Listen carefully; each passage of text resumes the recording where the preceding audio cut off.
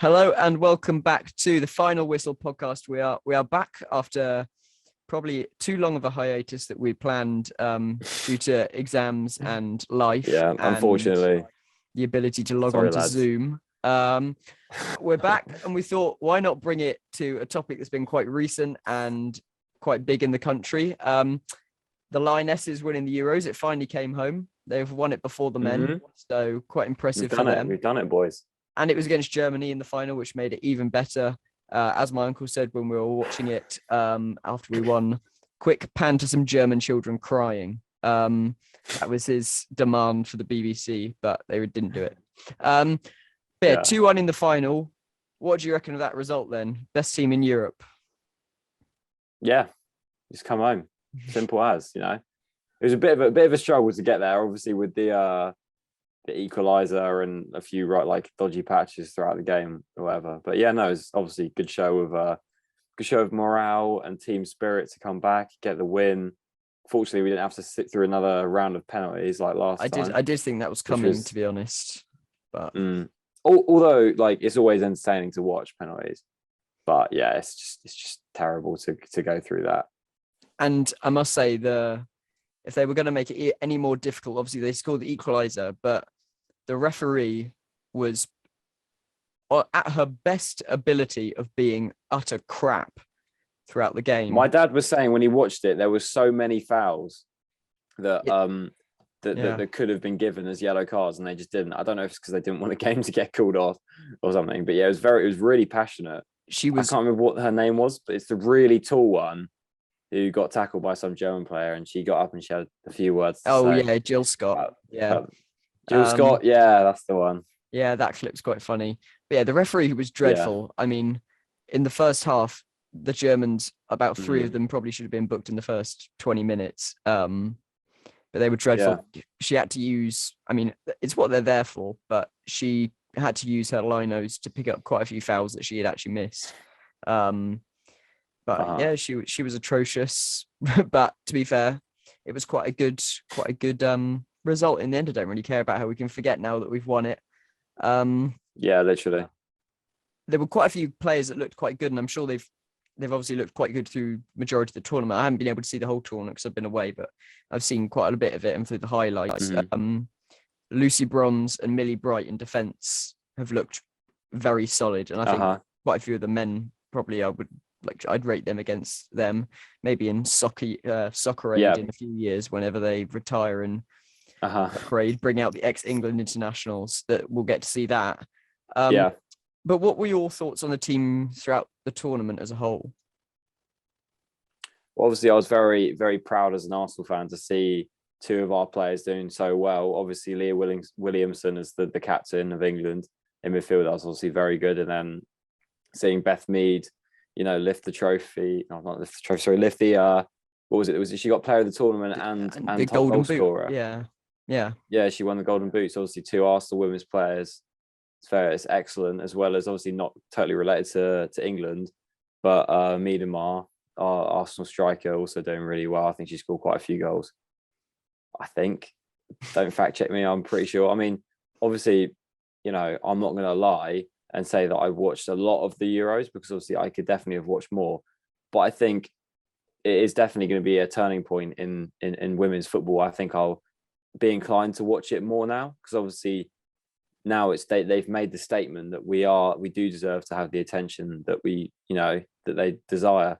And obviously, have you seen the letter that they sent through to Parliament? I think something to do with girls' sport in PE or something like that. Yeah, I was going to come on to that in a bit. It's I think it said there 63%, only 63% of girls can actually have access to football in PE lessons, which is ridiculous. Literally. And I think they were wanting more of that, more female PE teachers and literally.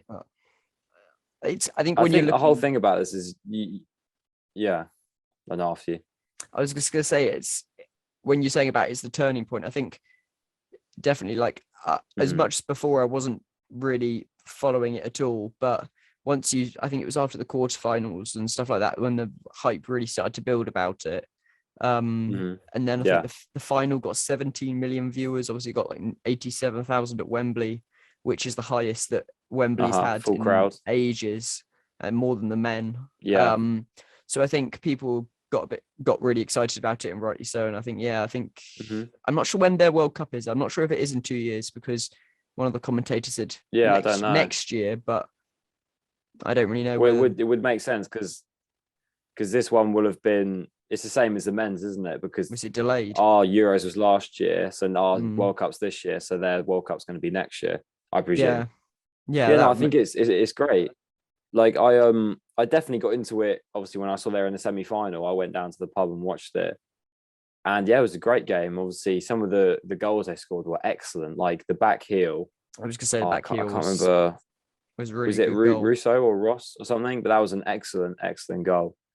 And obviously, I just think it shows how much more attention the game deserves. And I think you've got to be wary of the people that like lie about it and say how interested they were in it before, because I think the whole point of turning is accepting that it wasn't as big before, and now moving on to, where we can take it and use this as like a stepping stone to make it bigger. But obviously, it shouldn't have been decided on the result of the game. No matter what the result was, England and women's football in England should be promoted much more than it really is. Yeah, I think it's really interesting as well, the fact that a lot of the team, like the players' names, are now known across the country a bit more as well. When I was down at the Woking and Emirates game on Tuesday, it was interesting how many of the, because I was stood on the touchline filming, the people behind me that are like, considering they're like old white men in their like 60s watching it, hearing them behind me talking about the women's game the whole time, and them knowing all the names and knowing everything, and young girls being able to promote this. I think that's quite a good turning point for the game, because it's getting people to talk about it. It was interesting. One of the things, I was completely earwigging the whole of these guys' conversations stood behind me. He was talking about this guy, how the women's game needs to learn from the men's game of protecting English players in the Premier League and not just importing loads and loads and loads of foreign players into the game, because the Premier League now, for us, it's good to have the diversity, but encouraging English talent is great, isn't it? Because the Premier League's a bit loose on that in the men's side as well. There's obviously quite a few teams that are fully English, or not fully English, mostly English, but a lot of them aren't as orientated with an English spine. Yeah. Yeah. I mean, we obviously there is a rule on homegrown players, isn't there? Yeah. But it's kind of like, I don't know, it's a weird rule. Like for example, at Arsenal, Martinelli counts as a homegrown player because something to do with the age he came in. He started in the under-21s or whatever when he first played, so he counts as homegrown. So yeah, I mean, obviously, promotion of English talent as well as promoting diversity in the league as well, of course. Yeah, I think you've got to find the balance, haven't you? I think the homegrown rule comes, I think they maybe have to spend a certain amount of time in the academy. Maybe it's a year or two until they are homegrown, which, I mean, it's just a technicality, I guess. Someone else that's done quite well out of all the coverage as well is manager Serena Weigmann. Won back-to-back Euros now, so I think it was with the Netherlands first, then us. I think she looked, from watching the final, she looked very, I know she probably wasn't, she looked very calm throughout all of it. That's probably experience for her. But one thing she showed difference between her and Southgate was the tactical knowledge with subs, because she brought on Russo and I think it was Chloe Kelly at a certain time in the game, and they both came on and made an instant impact. I think it was Russo that scored the opening goal. And Kelly scored the winner. And yeah, exactly. And now there's all over TikTok, especially I'm coming up on my TikTok feeds, of comparisons of people basically slating the men's team now and just going, oh, the women are much better and Serena's much better. Yeah. Of course, it's a completely different game. But if you compared Weidmann to Southgate, would you think, I think she'd struggle maybe with the men, but imagine if Weidmann came in as the men's national team manager. Do you think she'd be able to make an impact there? Do you think she'd struggle just because there's not been a female manager, especially not even in the Premier League? Yeah. It would be a massive statement. Like in world football, it would be one of the first female managers in a men's senior team.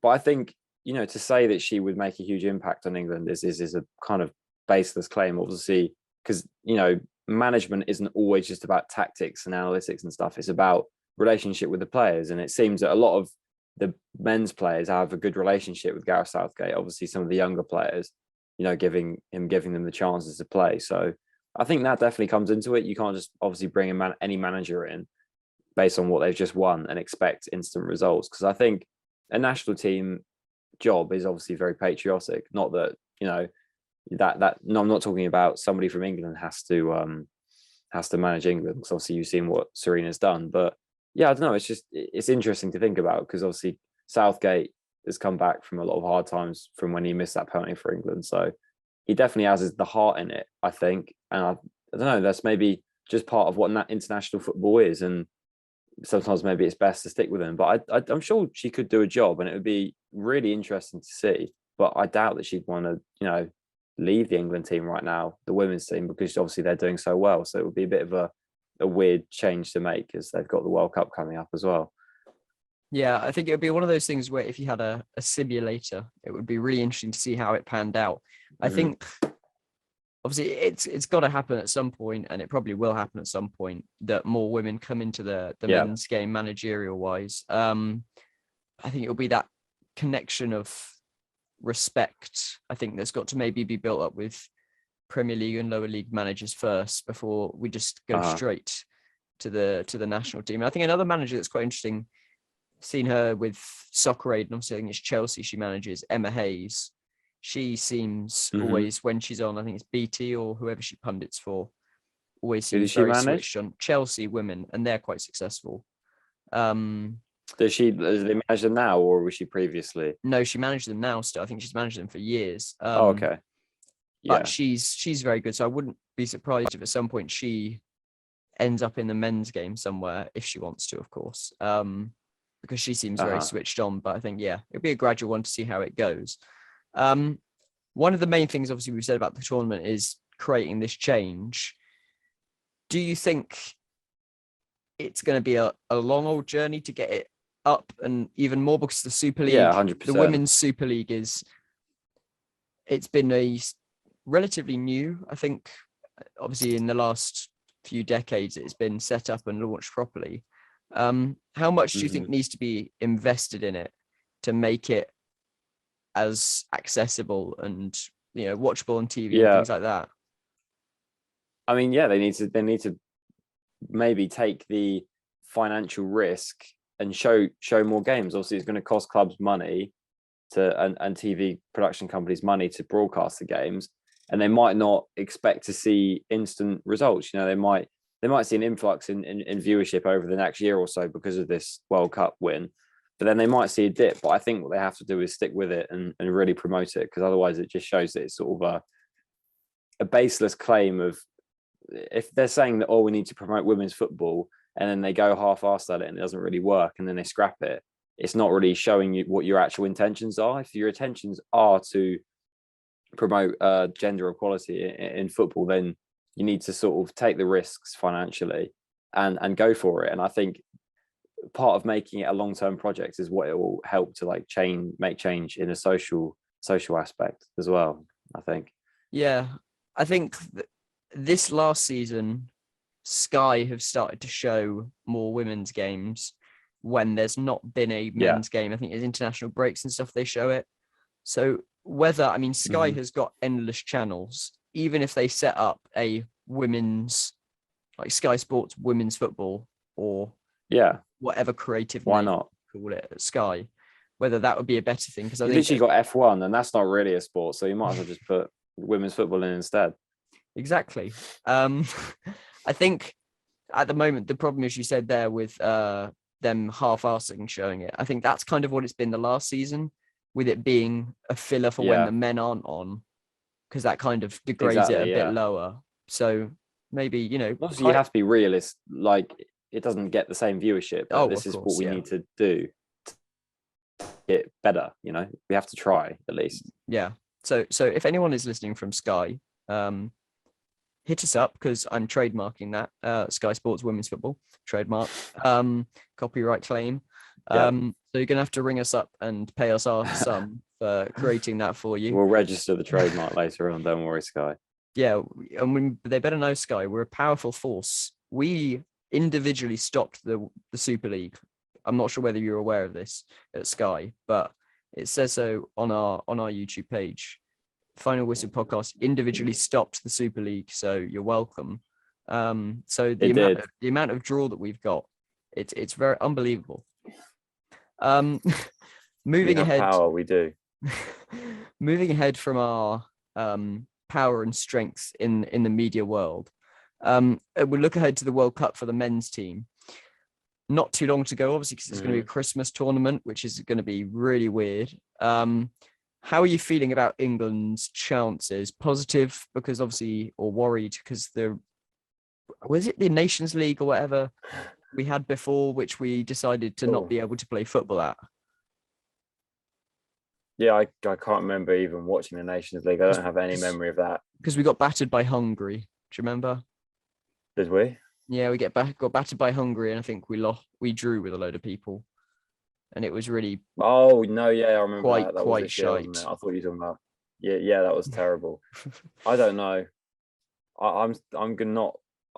I don't know. I'm not feeling positive, even though the Euros that we had, you know what I mean?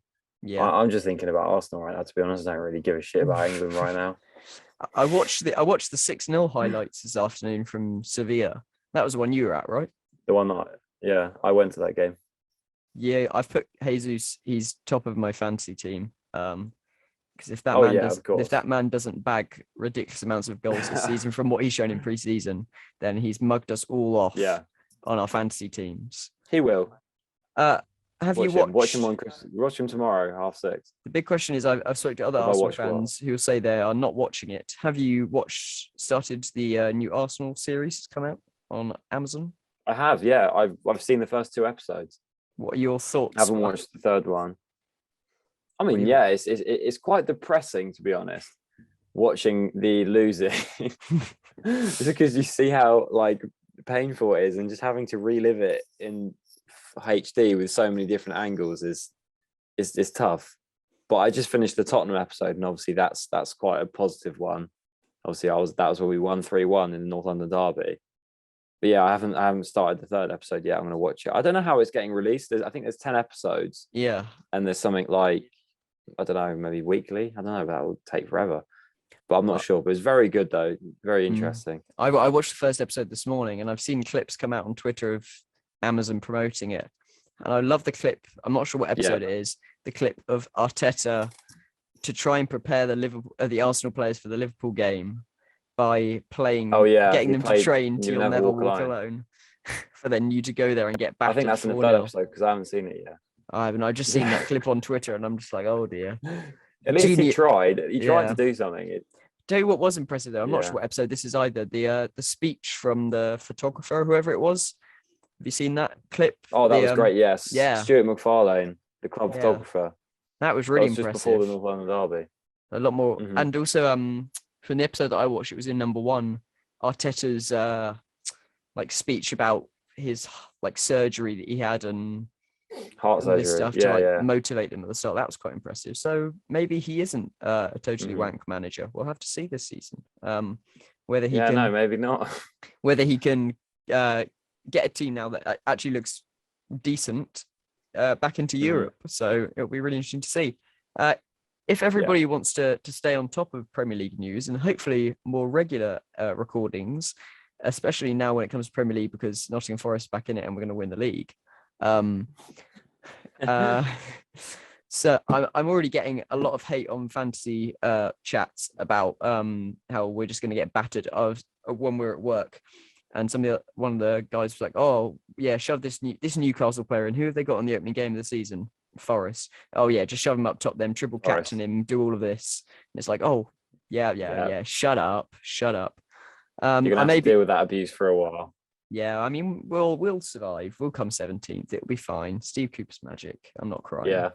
I'm going to be really interesting. I'm going to have to do a double agent maybe video when I go up to the Etihad to watch Forest City, which I am. Oh yeah, you're going to that then? Yeah, we've got tickets. And unless someone In the from Man city City end, is it, or the Forest yeah, end? it's in the City end. So if someone from the City club is watching up the City and not Please Forest, lend Harry a shirt. at some point through the post, I'm getting a City scarf and badges for my Are you? for my City membership, because I'm now a City member to get Oh, tickets. royal fan. So They'll take yeah, all the fans they can get, won't they? it was ridiculous. They have tickets that I rang them up and was like, okay, when are the tickets going on general sale? And this woman was like, oh well, they might not. We don't really know. We'll have to just wait and see. Basically, just scamming everyone to buy memberships to get their bloody tickets. So I'm now a registered Manchester City Did you have member. to pay for a membership? Yeah, 20 quid. Yeah. And then it was like 15 quid for a Oh. ticket. So it's Oh, not that's that not bad. bad. Yeah. Which because they've got You're no excited fans. to get smashed. Oh, of course. 6-1, I reckon the prediction might be, as long as Jesse Lingard does Do you actually think you're gonna win? There's no way we're going to No? beat Man City. Or are we? Do you think it will be flattering, or you're gonna get hammered? I think it will be all right. We'll see. Well, is that the second or third game of the season? Fourth. So we've got a while to get used to it. Okay. We've got Newcastle on Saturday, which we could do average in. I'll take a Then draw. who do you have? Let me check. We've got really tough first 4 games, and then September is a really nice month because we've got like Leeds, Bournemouth, Fulham. But yeah, you got Newcastle, West Ham, Everton, Spurs. Oh, it's your 5th game. It's your 5th. Is it a 5th game? Okay. I think we Newcastle, West Ham, Everton, Spurs, City. We can beat Everton. I think because West Ham's at home. I think we could beat West Ham at home. It's ridiculous. West Ham at home sold out in less than a day. Like all of our tickets on general sale. No, it didn't reach general sale. I don't think I'm going to be attending a home game this season. I don't think it's going to be possible. No. All the tickets are selling out in less than a day to members and season ticket holders. So, and there's a lot of complaints. You're not a member at all? I couldn't. I tried, but I tried to get an away membership, but you have to have been an away member last year with a certain amount of points. No, but a home membership, I mean. Did you not get like a season ticket or anything like that? No, couldn't. Season tickets were only available if you're a previous season ticket holder, because they've had to reduce some of the numbers of season tickets because we have to give away fans more seats now. What's that? Yeah, so basically one of the stadium, one of the ends, we split it in half and had away this side and then home that side, but we're having to give the whole end away to away fans now because we Premier League say you have to have 3,000 away tickets. So it's going to be a lot more. They've had to move about.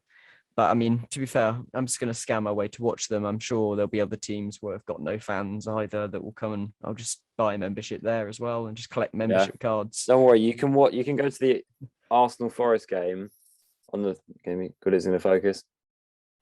No, but I intend. Oh yeah. There we go. The 30th of May, when you will see off your relegation. Yeah, we'll be. Give you a nice little. We'll gift wrap it. Yeah. Send you down spiritually in a nice way, Well, I think we could be 20 points clear at the top by then. I reckon 20 points clear at first. Jesse Lingard. Kidding. I do think you're going to stay up. Jesse Lingard will have scored. Top scorer. Oh, I don't know. I think Jesse Lingard's going to score his 900th goal of the season, which will validate his money. And then how big are his wages? So this is the bloody TalkSport are jamming shit about Jesse Lingard, mainly because the guy that runs TalkSport's a West Ham fan. The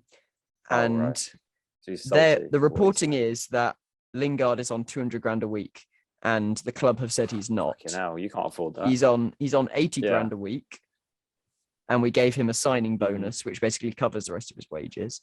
But apparently West Ham offered him 125 grand a week plus $1 million or so signing bonus.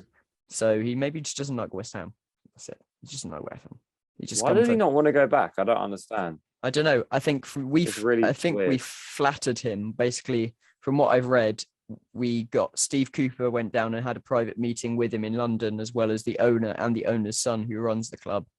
So I think we kind of wined and dined him into signing for Forest, and he's going to be the key player. He's obviously going to get more playing time at you. Yeah, absolutely. So, he's that kind of guy. He's got a fat ego, isn't he? He wants to be the star, sort of thing. Yeah, we'll have to wait and see. We've been linked, right? This is the story you'd think would be made up.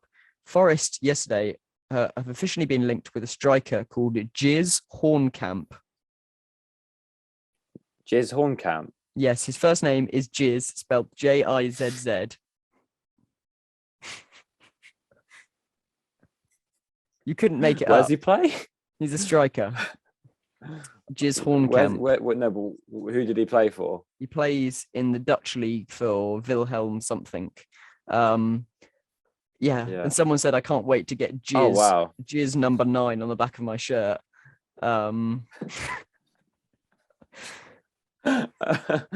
would honestly be so funny. I'm not sure we're going to sign him, but they reckon we're going to get 3 or 4 more signings, which take the tally up to like 14 new players, which is ridiculous. But 14? Yeah, we've got 12 already, or 11. Bloody hell.